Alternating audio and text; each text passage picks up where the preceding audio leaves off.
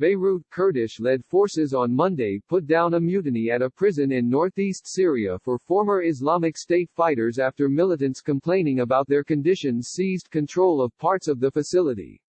The U.S.-backed Syrian Democratic Forces said the riot was quelled by Monday night, more than 24 hours after prisoners inside smashed doors, broke down walls and took over at least one wing of the prison.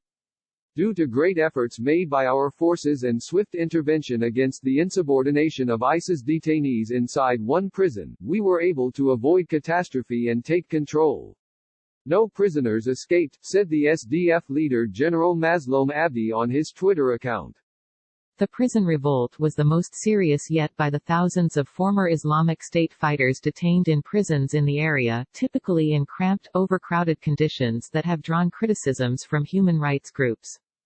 The jihadis that no one wants. This mutiny coincided with mounting fears across northeast Syria that the coronavirus will arrive in the war-ravaged area, with potentially devastating consequences in the crowded prisons.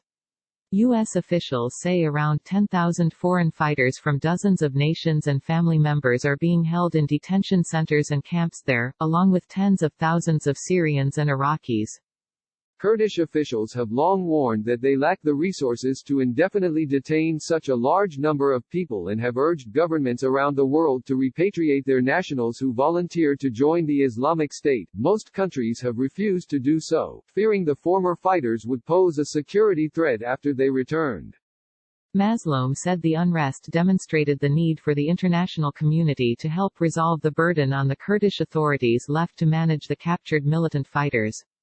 Our allies must find a quick radical solution to this international problem, he tweeted.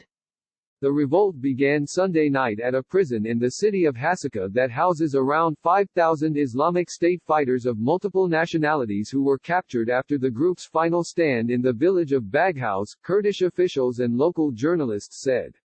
ISIS terrorists managed to take over the first floor in Hasaka prison, wrote SDF spokesman Mustafa Bali on his Twitter account. Some of them managed to escape and our forces are searching to capture them. SDF officials later said that all the prisoners were accounted for. Colonel Miles B. Kaggans III, a spokesman for the International Coalition, said the U.S.-led force provided the SDF with aerial surveillance to look for escapees and to monitor for any signs that might indicate a larger conspiracy. Video footage posted by a journalist at the scene earlier Monday morning showed members of the SDF creeping around the outside of the prison wall, suggesting that they still had not brought the facility under control. The prisoners seized control of a section of the prison after they disabled surveillance cameras, broke down metal doors and used them to smash down walls between the prison cells. The mutiny is still ongoing, the journalist said. Surveillance video footage from inside the prison on Sunday night showed prisoners wearing orange uniforms tightly crammed together in one of the prison cells and holding up a sign appealing for intervention by international humanitarian and coalition forces to alleviate their conditions. Previous footage from the prison cells, seen by Washington Post reporters during a visit last year, showed men packed together so tightly that they tripped over one another as they tried to move across the rooms. Some sat in small, tight circles, deep in conversation. Others lay staring into space, and several could be seen clawing at their own faces.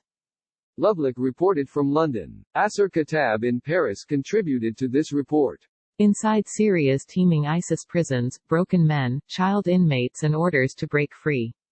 Despite Baghdadi raid, some analysts question U.S. ability to prevent ISIS resurgence. Dread in northern Syria as U.S. troops withdraw and ceasefire ends. Today's coverage from Post correspondents around the world.